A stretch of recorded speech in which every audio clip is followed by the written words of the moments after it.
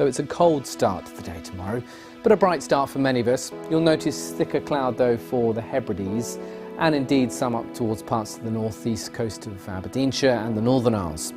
Temperatures at 8 in the morning, not far off freezing in town, colder in the countryside, but a sparkling start for many of us. But despite the sunshine, it will be cold and frosty. In the far north and the Northern Isles, thicker cloud here, but at least the wind's lighter. The forecast the night before had persuaded me to get up nice and early and try and get to the top of a mountain to capture the sunrise. Wasn't sure if it was going to turn out nice or not, but sometimes you've just got to take the gamble and roll the dice and head on up there. So I got up early, drove up the A9 through Pitlochry and found myself parking up at a familiar car park at the start of the walk.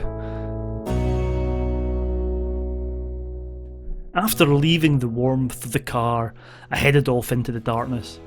I still had about 3 hours until sunrise, so I had a good time to get to the summit, and I headed up the familiar path with the stars shining above me and my head torch guiding the way.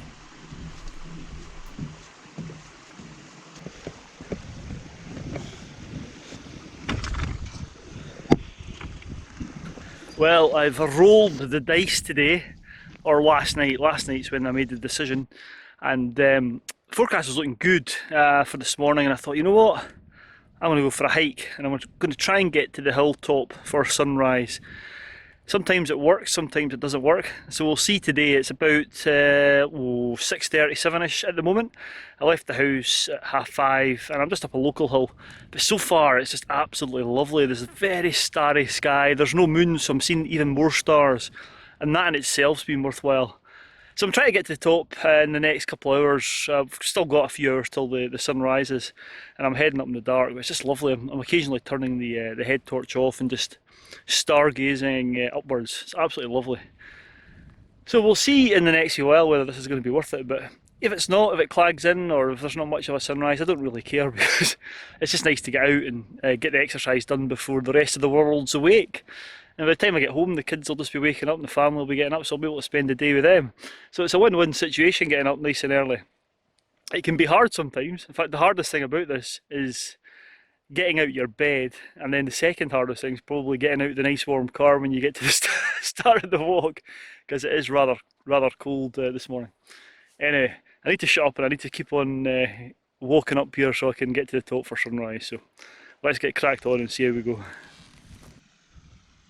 Well, up I went, and I went past the familiar landmarks, past the sign, and up past the Lochan, and I was making good progress in the dark, and I was a fair bit up the hill before I started to see the first signs of dawn lighting up the southern skies and the eastern skies. So I knew I had plenty of time before the sun rose, and I had time to just relax and take it all in.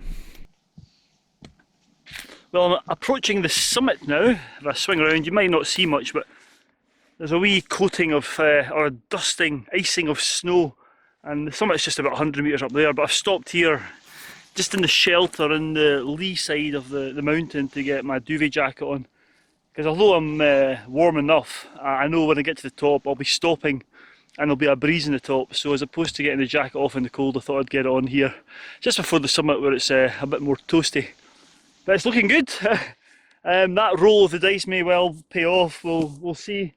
It's an hour till sunrise, so I always think that's quite important. There's many times I've been caught out and I've got to my timings have got me to the summit for sunrise, but I find sometimes the best views in the sky and the best light is the hour, the golden hour I suppose the photographers call it, but the hour before sunrise. So today I've been quite lucky. I've got up super early and I've got an hour, well I should have an hour on the summit just to watch this. I mean, it's already starting to turn.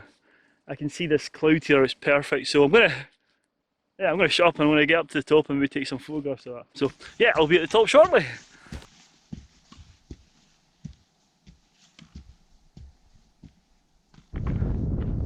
Well, that's me approaching the summit. It's just been a short walk since I did my last piece and put my jacket on, and it's looking fabulous. I love this wee summit. This is Ben Verrackie, and if you watch the vlogs, you'll have seen that I've been up here lots and lots. It's kind of my go-to hill, and it never really fails to disappoint, and this morning's looking lovely. You can't see it, but behind me is Ben Aglow, and it's also got a wee coating of snow on the top, I can see north up the A9, and I'm glad I've got here an hour before, because that sky is just starting to turn pink. I don't know if you'll make it out in the GoPro yet, but it is. I might get some nice pictures of the sky behind the cairn there, so absolutely lovely. Time to just sit out. I've got my duvet jacket on, and I'm just going to sit and maybe get a bit of shelter behind the cairn and watch the sunrise before heading back down, before the rest of the world awakes. Brilliant! Woo! Let's just enjoy this. See if we get some photographs.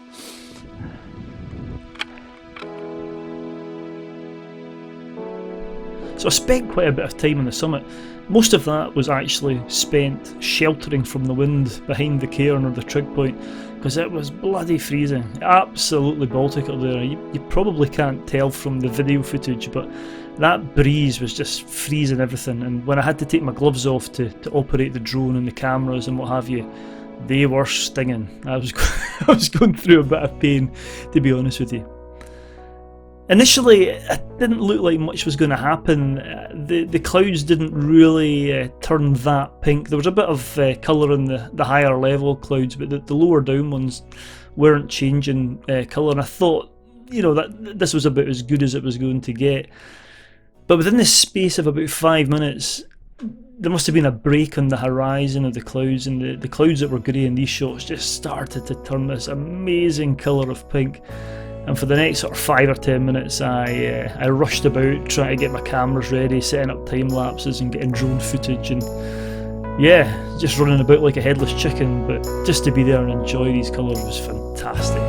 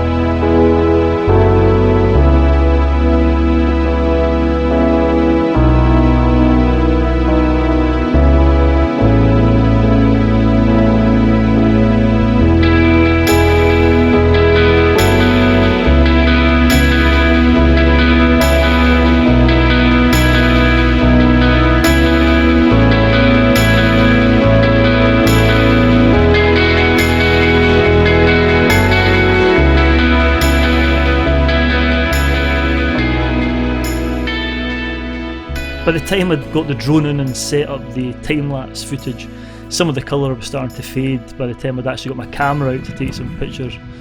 And by the time the cloud had changed colour, I decided just to nip down off the summit and find some shelter before I did my next piece of camera, because, as I said before, it was really cold, and I was I was suffering a little from that.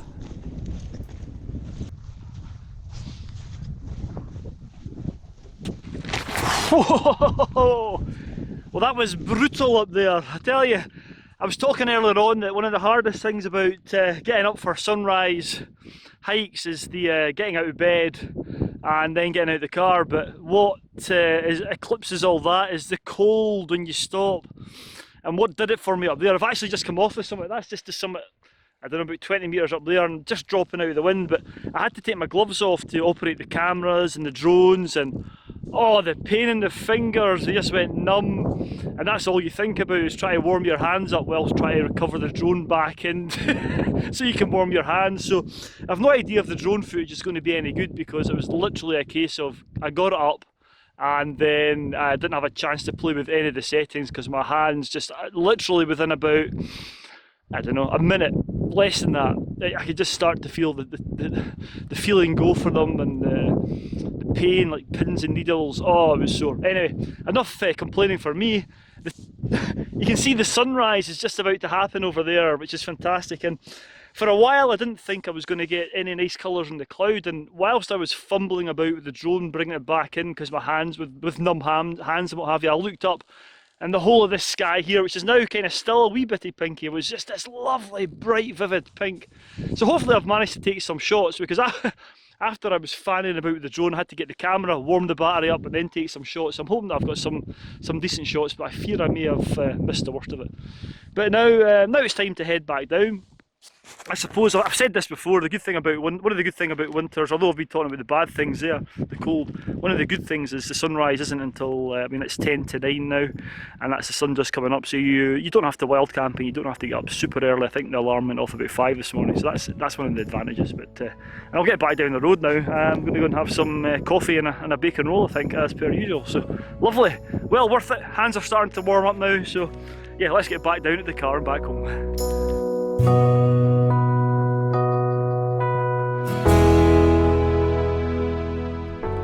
I waited here for a further 5 minutes and watched the sunrise, came over the horizon and lit up the mountains round about me.